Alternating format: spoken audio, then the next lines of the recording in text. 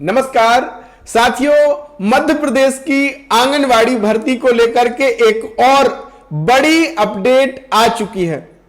अगर आपने भी आंगनवाड़ी कार्यकर्ता सहायिका के लिए आवेदन किया था तो यह वीडियो आपके लिए बहुत महत्वपूर्ण है, क्योंकि अब दावा आपत्ति निराकरण समिति की बैठक संपन्न हो गई है और जिन्होंने भी दावा आपत्ति लगाया था उसका निराकरण विधि अनुसार कर दिया गया है और अब नई सूची जारी की जाएगी। तो सूची आप कैसे देख पाएंगे, किसको फायदा हुआ, किसको नुकसान हुआ, किसका चयन हुआ, किसका चयन नहीं हुआ, यह सब कुछ मैं आगे ऑफिशियल अपडेट के साथ आपको देने वाला हूं। साथ ही बहुत सारी बहनों का यह प्रश्न था कि दावा आपत्ति निराकरण के लिए मुझे नहीं बुलाया गया, मैंने आपत्ति लगाई थी, तो इसका जवाब भी मैं आज आदेश के साथ आपको देने वाला हूं। बहुत महत्वपूर्ण वीडियो है, अंत तक जरूर देखिएगा ताकि आपके मन में कोई भी भ्रम बिल्कुल ना रहे। पुनः स्वागत है आपके अपने YouTube चैनल ऑल योजना इन्फो में। मेरा नाम है अरुण लोधी और यहां पे हम बात करते हैं सरकारी योजनाओं की, चाहे वो केंद्र सरकार की हो, राज्य सरकार की हो। आप और आपका परिवार किसी भी सरकारी कल्याणकारी स्कीम से अगर वंचित होना नहीं चाहता, हर एक योजना की सही सटीक सरल भाषा में जानकारी पाना चाहते हैं, तो आप ऑल योजना इन्फो परिवार के पक्के सदस्य बन जाना, सब्सक्राइब कर लेना। इसका कोई पैसा नहीं लगता, बिल्कुल फ्री है। और हां साथियों, आज है संडे, तो एक और धांसू धमाकेदार ऑफर आपके लिए निकाला है। क्या कि अगर आपने अभी तक बेसिक कंप्यूटर कोर्स नहीं किया है, आपके पास कोई सर्टिफिकेट, कोई डिप्लोमा नहीं है, तो आप CSC एकेडमी का ये बेसिक कंप्यूटर कोर्स कर सकते हैं। स्पेशल ऑफर केवल 10 भाई बहनों के लिए मैंने निकाला है 350 रुपए में। 350 रुपए में घर बैठे बेसिक कंप्यूटर कोर्स कर सकते हैं और ये सर्टिफिकेट पा सकते हैं। क्योंकि आज हर एक जगह पे, जहां पे भी आप जॉब के लिए जाएंगे, वहां पे आपको मांगा जाता है कि भैया बेसिक कंप्यूटर का ज्ञान तो आपको बहुत जरूरी है। अब कई बार समय के अभाव में या हमारे पास उतना पैसा नहीं, इसलिए हम नहीं सीख पाते, तो आप बेसिक कंप्यूटर ये कोर्स है, घर बैठे अपने मोबाइल से सीख पाएंगे और ये सर्टिफिकेट पा सकते हैं। तो ये ऑफर केवल 10 भाई बहनों के लिए है। जिनको भी करना है 350 रुपए में स्पेशल ऑफर है। फटाफट मुझे मैसेज कर दीजिएगा, डिस्क्रिप्शन में मेरे व्हाट्सएप का लिंक है। अब चलिए मैं आपको ऑफिशियल अपडेट दिखाता हूं। इसके लिए हम आ जाते हैं PROJS शाजापुर की ऑफिशियल अकाउंट में। ये जनसंपर्क विभाग का ऑफिशियल अकाउंट है और आप देखेंगे, ये इमेज आप देखेंगे, आपको सब कुछ क्लियर हो जाएगा।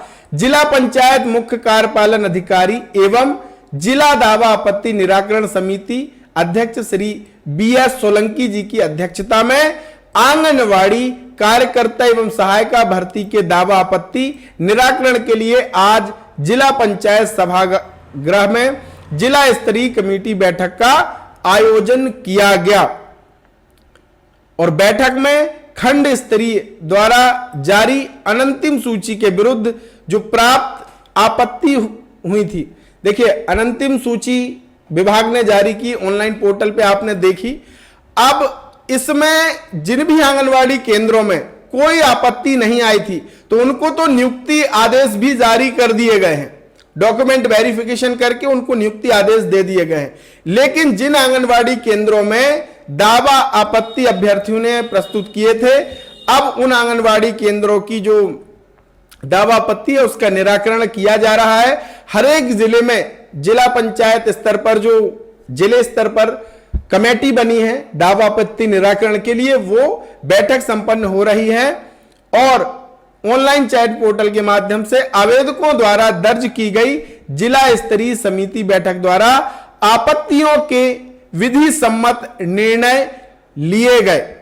अब जो नियम अनुसार है उसके आधार पर दावा को खारिज किया गया या एक्सेप्ट किया गया, आपकी आपत्ति को स्वीकृत किया गया या उसको निरस्त किया गया, ये आपके डॉक्यूमेंट के आधार पर। अब बहुत सारी बहनों का ये प्रश्न होगा कि मुझे तो दावा आपत्ति के लिए बुलाया नहीं गया, मैंने तो अपनी दावा आपत्ति लगाई थी। तो देखिए आदेश में आपको दिखाता हूं, ये आदेश है, ये देखिए आप भी निकाल सकते हैं।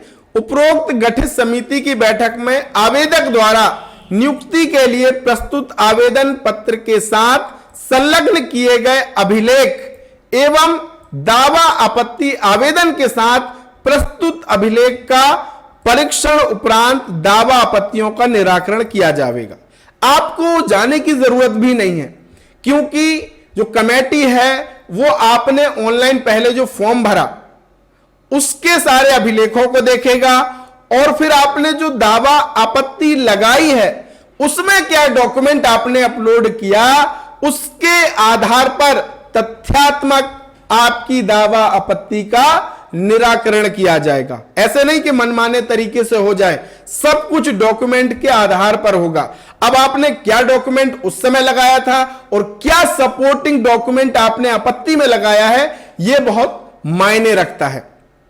आवेदन पत्र के साथ पूर्व से प्रस्तुत दस्तावेजों के सपोर्टिंग दस्तावेज ही मान्य किए जाएंगे। कोई नवीन दस्तावेज अभिलेख मान्य नहीं होगा। अगर कोई सोचे भैया पहले बीपीएल नहीं था, अब आपत्ति में लगा दूं, दावा में कर दूं कि मेरे पास बीपीएल था, वो मान्य नहीं होगा। आप कोई भी नए डॉक्यूमेंट यहां पे नहीं लगा सकते हैं। जो पूर्व में आपने दस्तावेज लगाए थे उन्हीं से सपोर्टिंग दस्तावेज ही मान्य किया जा सकते हैं। जैसे कि मान लीजिए उस समय आपने डॉक्यूमेंट लगाया, वो ब्लर हो गया था, है ना, आपका उसका कोई नंबर आपको नहीं मिले, तो आप दोबारा से जब आप दावा करेंगे तो सही पीडीएफ आप अपलोड कर देंगे। इस तरीके के दावे मान्य होंगे। नया कोई डॉक्यूमेंट अपलोड नहीं किया जाएगा, और इसलिए आपको दावा आपत्ति में नहीं बुलाएगा, क्योंकि आपके द्वारा आवेदन में भरे गए डॉक्यूमेंट्स और दावा आपत्ति के समय प्रस्तुत किए गए डॉक्यूमेंट्स के आधार पर ही कमेटी द्वारा दावा आपत्तियों का निराकरण किया गया है। अब अभी तक आपके मन में कोई सवाल हो, कमेंट में आप जरूर लिख देना, निसंकोच कोई भी सवाल आपका हो लिख देना। अब बात आती है कि भैया दावा आपत्तियों का निराकरण हो गया, तो अब सूची कब आएगी, अब फाइनल सूची कब आएगी? तो फाइनल सूची देखिए, सबसे पहले तो परियोजना कार्यालय स्तर पर जारी हो जाएगी। वो आप अपने जिले के पीआरओ जो ऑफिशियल अकाउंट है, चाहे फेसबुक का हो चाहे एक्स ट्विटर का हो, यहां पे आप देख सकते हैं।